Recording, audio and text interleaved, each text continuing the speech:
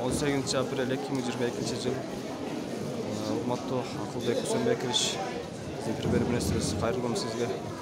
Мына 3 катар өчүртүштө күнгө акыбал ушул сомго кайрылыш үчүн ушунчалык кезекте турушат адамдар. Балаларды мектепке тапшырыш үчүн азыр ушул электронный өчүртүүлөрдүн кезек аябай көп кезек. Шаарда канча 50ден ашык мектеп бар.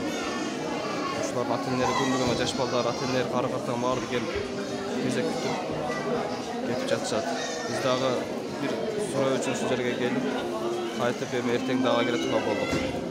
Ушул нерсени жөнгө салыш үчүн ошол ар бир мектептин өздөрүнө эле берип койсоңуздар жакшы болот деп биздин сунушубуз. Элди кыйнабай. Канча азыр кезекти караңыздар аябай көп.